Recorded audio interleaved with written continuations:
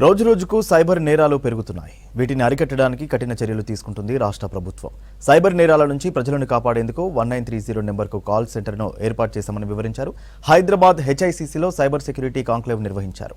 టెక్నాలజీతో కొత్త తరహా నేరాలు పెరుగుతున్నాయని, సైబర్ నేరాలపై అలర్ట్గా ఉండాలని సూచిస్తున్నారు నిర్వాహకులు. ఇదే అంశానికి సంబంధించి మరింత సమాచారం రాంప్రసాద్ అందిస్తారు. దేశవ్యాప్తంగా రోజురోజుకు సైబర్ నేరాల సంఖ్య పెరిగిపోతూ ఉంది. ప్రస్తుతం మన తెలంగాణ రాష్ట్రంలో మాత్రం సైబర్ నేరాలను గుర్తించడానికి మనం ఒకసారి గమనించవచ్చు. ఇటు తెలంగాణ రాష్ట్రంలో ఇటు ముఖ్యంగా హైదరాబాద్ను అయితే ఒక చాప్టర్గా తీసుకొని ISC2 అనేటువంటి ఒక కంపెనీ కూడా ఇక్కడ ఉన్నటువంటి ప్రజలందరికీ కూడా వాటిపైన అవగాహన కల్పిస్తుంది.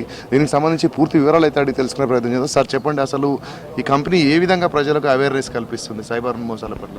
ఒక 4 సంవత్సరాలు అవుతుంది చాప్టర్ స్థాపించి. ముఖ్య ఉద్దేశం మన చుట్టూ ఉన్న జనాలకి, బంధువులు కానీ, స్నేహితులు కానీ, ఫ్రెండ్స్ కానీ సైబర్ నేరగాళ్ల నుంచి ఎలా గుర్తించడం, ఒకవేళ వాళ్ళ బారిన పడితే తర్వాత చేయాల్సిన ఎలాంటి ఆప్షన్స్ ఉన్నాయి మనకి, పోలీసుల్ని ఎలా కలవాలి, నంబర్స్ 1930 ఈజ్ మన అందరికీ తెలియాల్సిన నంబర్, అందరూ సేవ్ చేసుకోవాల్సిన నంబర్ ఫోన్లో. ఒకవేళ పొరపాటున డబ్బులు పోయినా కానీ, లేదా ఫోటోలు కానీ ఏదైనా ఎవరైనా తీసుకొని ఇంటర్నెట్ మీద పెట్టినా కానీ వాటిని ఎలాంటి యాక్షన్స్ తీసుకోవాలి అన్న దాని మీద అవగాహన కల్పిస్తామండి. ప్రధానంగా మనం చూస్తే ఈ ఆటోమేటిక్గానే ఫోన్లలో ఉన్నటువంటి వాట్సాప్లు కూడా హ్యాక్ అవుతున్నటువంటి పరిస్థితి. అది ఏ విధంగా హ్యాక్ అవుతున్నాయి, హ్యాక్ అవ్వడానికి గల కారణాలు ఏంటి, హ్యాక్ అయిన సందర్భంలో వాట్సాప్ నెంబర్ హ్యాక్ అయినప్పుడు ఎలాంటి చర్యలు తీసుకుంటే బాగుంటుంది, ఎవరిని అప్రోచ్ కావచ్చు? ప్రతి స్మార్ట్ ఫోన్కి సాఫ్ట్వేర్ ఉంటుంది, దాన్ని అప్డేట్ చేసుకోవడం, పాస్వర్డ్లు ఉంటే మార్చుకోవడం. ఈ మధ్యన మల్టీ ఫ్యాక్టర్ అథెంటికేషన్ అని వచ్చింది. OTPలు కానీ, ఇంకా ఫింగర్ ప్రింట్లు కానీ, బయోమెట్రిక్స్ కానీ అవన్నీ ఎనేబుల్ చేసుకోవడం, పాస్వర్డ్లు ఎవరికి చెప్పకుండా ఉండడం, OTPలు ఎవరు అడగరు. మన బ్యాంక్ నుంచి కాల్స్ వస్తూ ఉంటాయి, మేము ఎప్పుడు OTPలు అడగమని.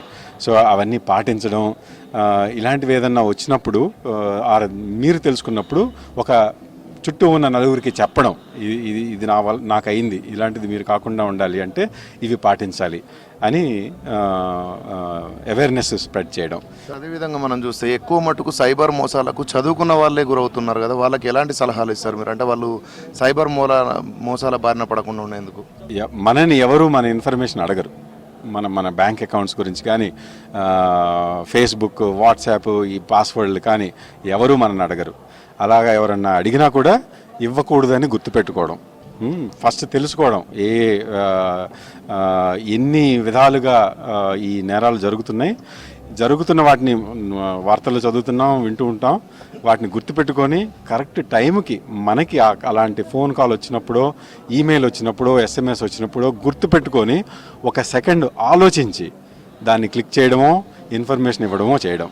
అదొక్కటి చేస్తే చాలు, నేరాలు 90% తగ్గిపోతాయి. ఇది మొత్తంగా చూసుకున్నట్లయితే సైబర్ నేరాలలో ఎవరైతే యూజర్స్ ఉంటారో వారి పాత్ర కూడా ఉంటుంది. ఎందుకంటే వారికి తెలియకుండా వాటిని లింక్ని క్లిక్ చేయడం వల్ల మాత్రమే వాళ్ళు సైబర్ నేరగల వలలో చిక్కుకుంటా ఉన్నారు. ఈ క్రమంలోనే ప్రతి ఆప్షన్ కూడా సెలెక్ట్ చేసేటప్పుడు ఇటు OTPలు కానీ అవన్నీ కానీ ఎవరు బ్యాంకర్స్ కానీ ఎనీ ప్రభుత్వం సంబంధించినటువంటి శాఖలు కానీ బ్యాంకులు ఎవరు కూడా అడగరు. కానీ ఒకవేళ వాడు అడిగినారు అంటే మాత్రం వారు ఖచ్చితంగా సైబర్ మోసం చేసేందుకు మాత్రమే అడుగుతున్నారు అనేటువంటి ఒక విషయాన్ని ప్రజలందరూ కనుక గుర్తించినట్లయితే 99% కూడా సైబర్ నేరాలను అరకొచ్చు అని చెప్పేసి మనతో చెప్తున్నారు. మనతో ఒక కంపెనీ ఉంది, మాట్లాడే ప్రయత్నం.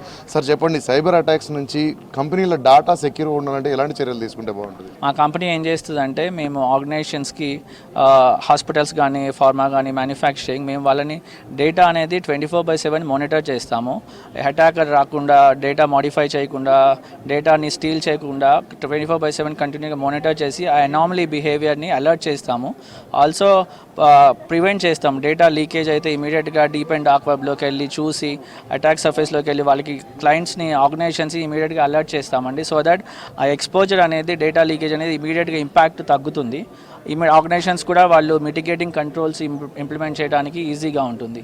సో మాకు లీక్డ్ క్రెడెన్షియల్స్, ఇప్పుడు హాస్పిటల్స్లో పేషెంట్ డేటా వెళ్ళిపోతే ఆర్ ఆన్లైన్లో ఉంటే అవి ఇమీడియట్గా హాస్పిటల్స్కి ఇన్ఫార్మ్ చేసి ఆ డేటాని మేము తీసేస్తాం డీప్ అండ్ డార్క్ వెబ్ నుంచి. సో దట్ ఆ హాస్పిటల్స్ బ్రాండ్ కానీ, రెప్యుటేషన్ కానీ మేము ప్రొటెక్ట్ చేస్తాము. అంటే ప్రతి సంస్థకు కూడా డాటా అనేది చాలా కీలకంగా ఉంటుంది. వాళ్ళ కస్టమర్ ఇన్ఫర్మేషన్ కానీ, వాళ్ళకి సంస్థకు సంబంధించిన డేటా కానీ, వీటిని రెస్క్యూ చేసుకోవడానికి ఇలాంటి వాటిని ఏ విధంగా అవగాహన కల్పిస్తారు, వాళ్ళు ఏ విధంగా ఉపయోగిస్తారు? ఉపయోగించుకోవాలని? ఒకటి మేము సైబర్ అవేర్నెస్ సెషన్ చేస్తామండి. ఈ ఆర్గనైజేషన్లో లీడర్షిప్కి, డిపార్ట్మెంట్స్ హెడ్స్కి వాళ్ళందరికీ బెస్ట్ ప్రాక్టీసెస్ ఏం పెట్టాలి, మీ డేటా ప్రొటెక్ట్ చేయాలంటే ఏమేమి కంట్రోల్స్ ఉండాలి, ఏమేమి ఇంప్లిమెంట్ చేయాలి.